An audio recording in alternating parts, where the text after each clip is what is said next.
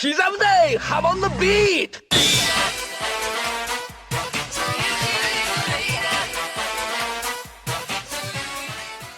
Back in March of this year, the first issue of the JOJO Magazine was released. At the time, it was a great novelty, having so much JOJO information and new content in one place. Back then, I really wondered if this was going to be a one-time thing, or something we'd be seeing regularly. Of course, it was announced sometime after that the JOJO Magazine would be getting another issue in December of 2022. I'm sure you've heard me say multiple times now that this December has been a big time for JOJO. We have the final batch of the Stone Ocean anime, a new chapter of Crazy Diamond's Demonic Heartbreak, new Rohan short stories, new episodes of the Rohan TV drama, the announcement of the release of Part 9, and of course this new issue of the JOJO Magazine. The amount of content we got in the last magazine was huge. 2 original short stories, one about Lisa and the other about Iggy and Avdol, and a new lengthy chapter of Thus Spoke Kashibe Rohan. This month's magazine isn't nearly on that scale, but I do still think there's a lot of interesting things to look at. So join me while I take an extended look at everything in this issue of the magazine. The first thing to talk about for the magazine would be the cover. Last time we got an original illustration from Araki of Jolene and Jotaro. This time we've gotten one featuring every series protagonist on the front and back. Next, the magazine goes over the Ripples of Adventure art exhibition that was held in Kanazawa, Japan earlier this year. We also get a series of photos of Araki enjoying the exhibition with his first editor, Ryosuke Kabashima. They worked together up until the finale of Part 3. Next, the magazine actually features a sequel to Hirohiko Araki's manga techniques. This was a book that Araki published back in 2015, which details his process for writing manga. It has an official English release under the title Manga in Theory and Practice, which you can pick up pretty easily. It's a good book if you're a fan of Araki, so I definitely recommend it. Here in the magazine, we have a 30-page continuation of it. Much of what he talks about here has to do with how he writes villains. He says that charming villains are important to the story, and suggests creating the main character and villain at the same time.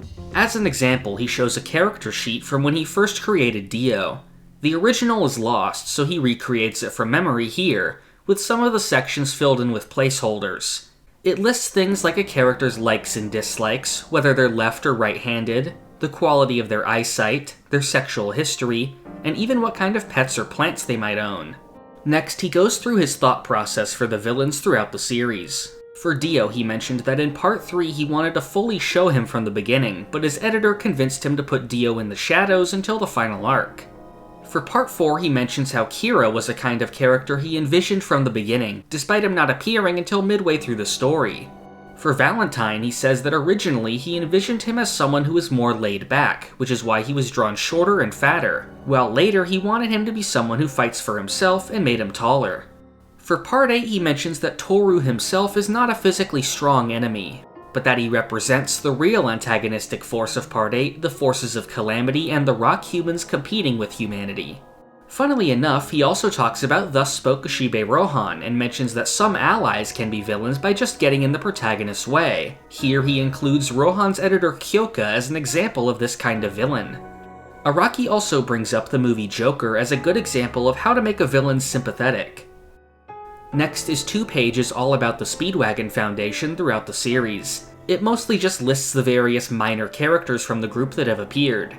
The part I'm interested in is the small section about the New Universe Foundation, which Lucy Steele was shown to be a member of at the end of Part 8. It doesn't really tell us anything new, but it does connect the Foundation to the Speedwagon oil company that sponsored the Steel Ball Run race. The magazine spends the next few pages on a retrospective of Parts 1 and 2 and how they served as the roots of the series. Then an advertisement for all of the available JoJo spin-offs. These include Araki manga like Thus Spoke Kashibe Rohan and his older works, the various art books for the series, the spin-off manga Crazy Diamond's Demonic Heartbreak, and all of the light novels and short stories. Next is a continuation of Re Infinito, the story about Lisa featured in the first magazine. The story was about Lisa, now the head of the Speedwagon Foundation, encountering a stand user in Guatemala in the 1970s. She also investigates a crime ring that seems to have gotten its hand on the arrows. The chapter in this magazine has her travel to Peru. Like the first chapter, it also features a new illustration of Lisa Lisa by Araki. The next section is titled Let's Move to Morio Town, and it's dedicated to Morio from Part 4. It's full of information and provides some maps and a list of landmarks. It even includes a full floor plan of Josuke's house. Next is a page advertising some collaboration books. The first is the Globetrotter Travel Guidebook, a travel guide for the locations featured in the series. Then a guidebook called Kono Mystery ga Sugoi, or This Mystery is Excellent. It's a mystery fiction guidebook that releases annually in Japan. This year's issue had Rohan on the cover and had a special feature on the Thus Spokushibe Rohan series to celebrate JoJo's 35th anniversary. Most notably, it had an interview with Araki where he mentioned some details on future Rohan chapters and Part 9. The third book featured is the Liz Annie Music Collection, which goes in depth on the music in the JoJo anime. Next, the magazine does a multi-page feature on the new season of the Rohan TV drama. It has an interview from the two leads, Issei Takahashi and Marie Toyo, who portray Rohan and his editor Kyoka in the series, as well as interviews with the director and character designer. It also features concept art and behind-the-scenes photos from the two new episodes releasing at the end of this month, adapting Hot Summer Martha and the Rock Paper Scissors Kid arc. Next is a page showing off the JoJo-themed effect pedal called Strum Fuzz, which features Jolene on the front. Now, I'll be honest and say I have no clue what an effect pedal is or does. It seems like it's something you plug an electric guitar into. And now, there's a JoJo one. Then we get some pages all about the Ichiban Kuji brand of JoJo merchandise. These are all figures that are available through lotteries in Japan. Now, I have a lot of JoJo stuff, but I think it's pretty funny that across the 8 pages full of it here, the only one I own is this little Lucy Steele figure, since it's the only piece of merchandise that she has. Then we have a lengthy interview with Fairoze Ai, the voice actress for Jolene in the Stone Ocean anime, as well as the anime's producer and sound director. The next section is the second short story featured in the magazine. It's titled Testimone de Gangster, an original prequel short story focused on Tiziano and Squalo from Part 5. It's a courtroom drama where multiple members of Passione are under trial and Tiziano wants to try and get them released.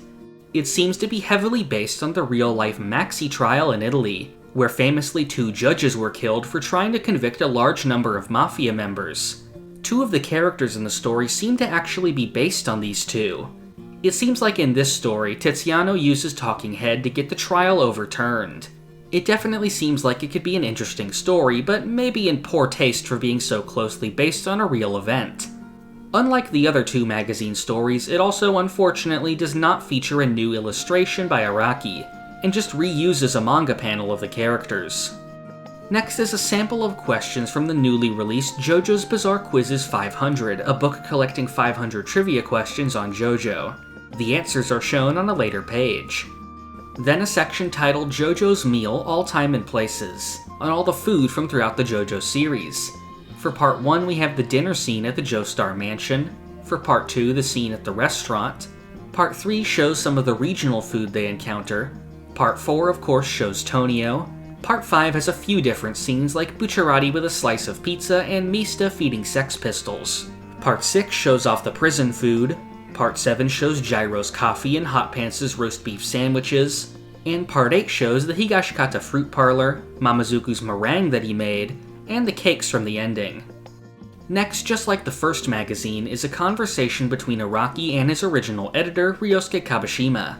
Finally, we have a teaser for the release of Part 9, the JoJo Lands, coming in February of 2023. An additional teaser was also shown off in Ultra Jump on the same day. That's everything new in the JoJo magazine.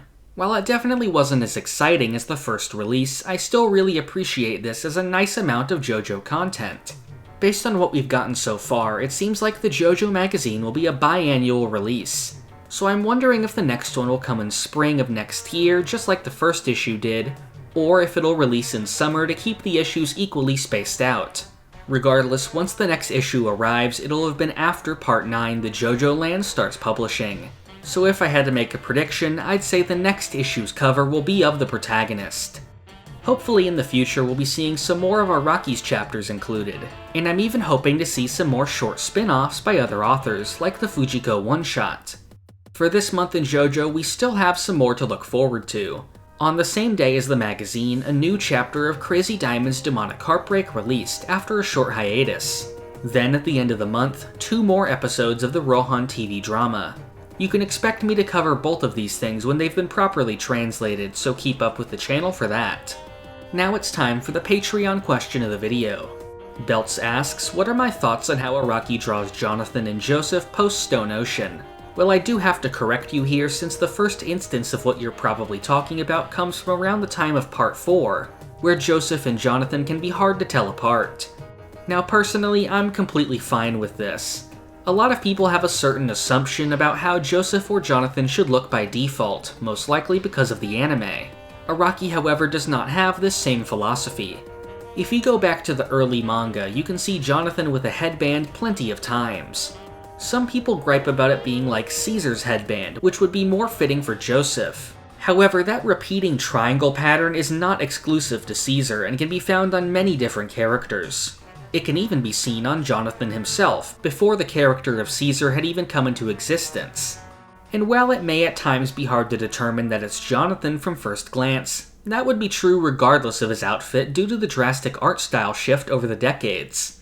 And honestly, this shouldn't cause any confusion when comparing him to Joseph, since the pilot hat makes it unmistakable that it's him. Thank you for watching. This is the part of the video where I thank my $5 and up patrons. Thank you to Alex Ramirez, Doorbell, Ashton Joseph Miller, Crayon, Rigovids, Zucato, Sentai, Pumpkin Doge, Marrow, Almighty Quarth, Oof, Cowrie, Halil, Gatlin Grove, Lime Jinjo, 17 Hit Combo, Phantom Kai, Sponge Cake, Cakext, Feliciano Rabaja, Rayana Meme, and Christian McDonough.